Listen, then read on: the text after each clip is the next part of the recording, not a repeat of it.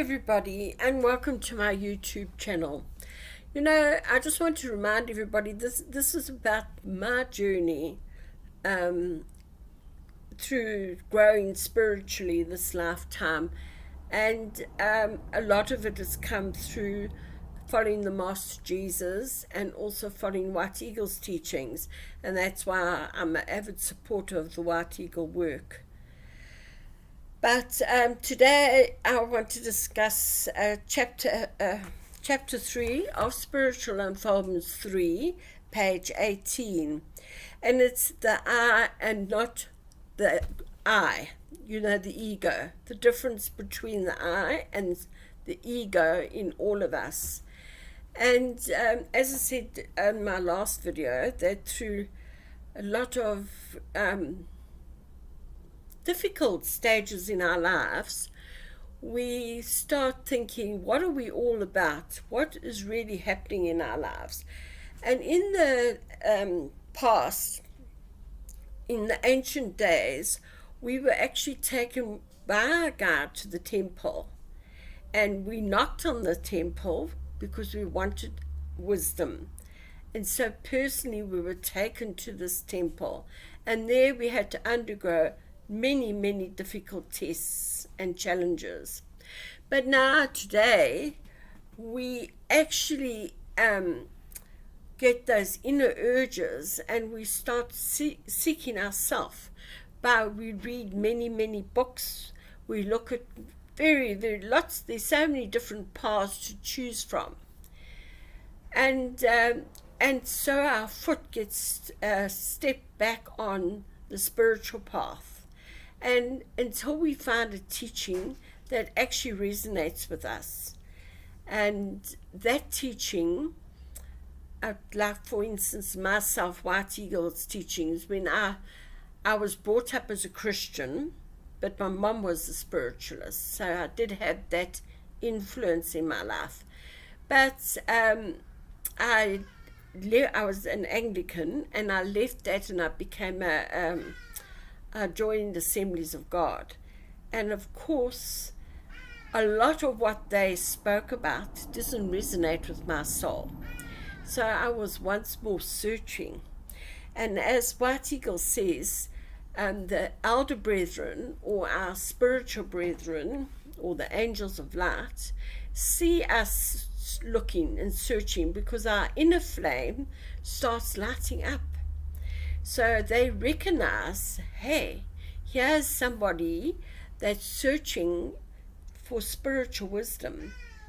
And they draw close, and they hear our cry, our inner cry, our prayer to God for help, to show us the right way.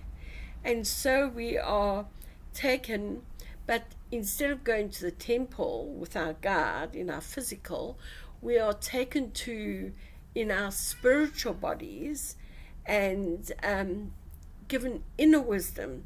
So our inner light, our inner eye, starts to grow spiritually.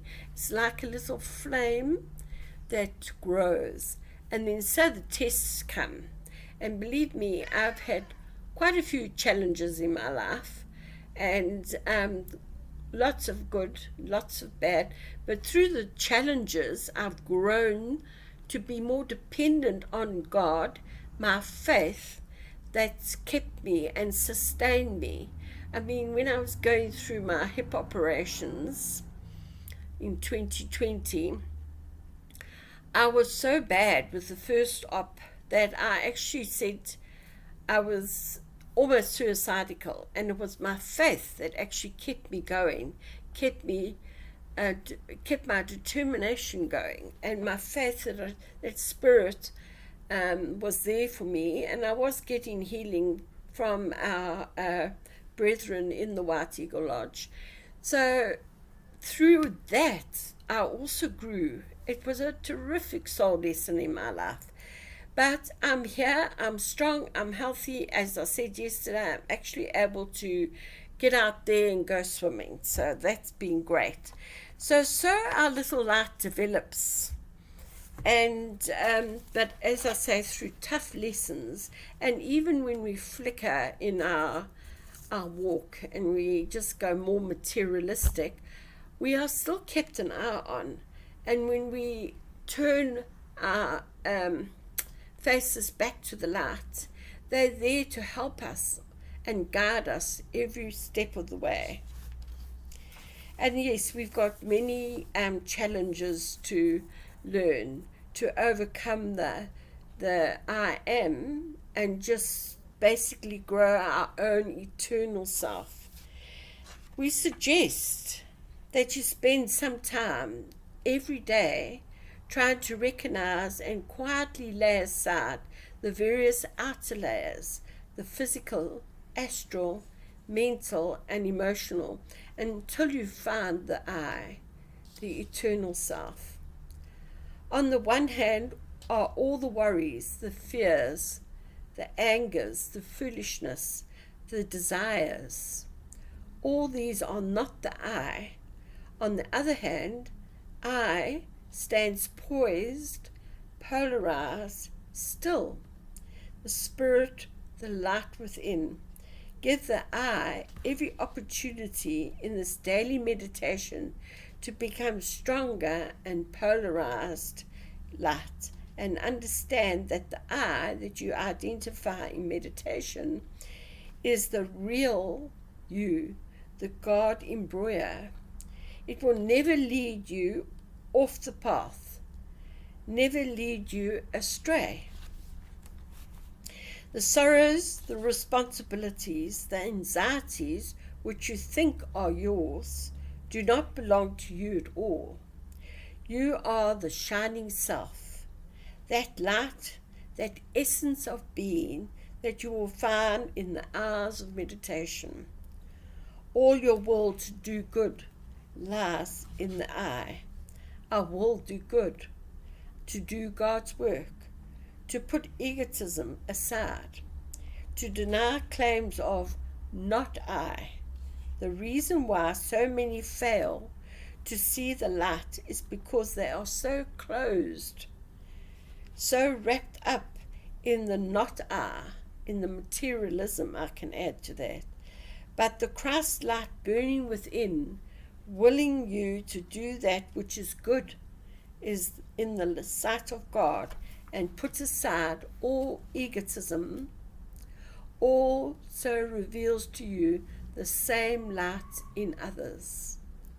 Man was created in God's own image. The conception of the perfect one is within the Trinity, is part of God.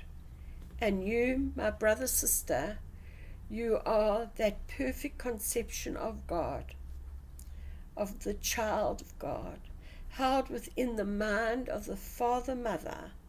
Meditate on this upon the Holy Three, God the Father, God the Mother, and you, the child, the very child of God, an aspect of the Trinity, the very child of God, an aspect of that Trinity.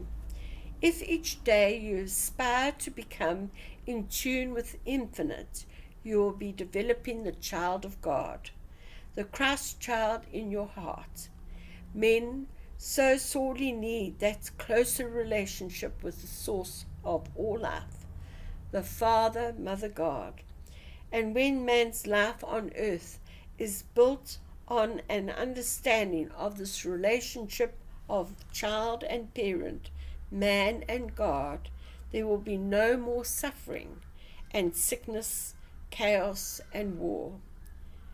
Now we will reunite, beloved brethren, in thanksgiving to the great white Spirit. May thy peace, the peace of love, abide within us forever. Such wise words from our beloved teacher, White Eagle. Have an awesome day. God bless.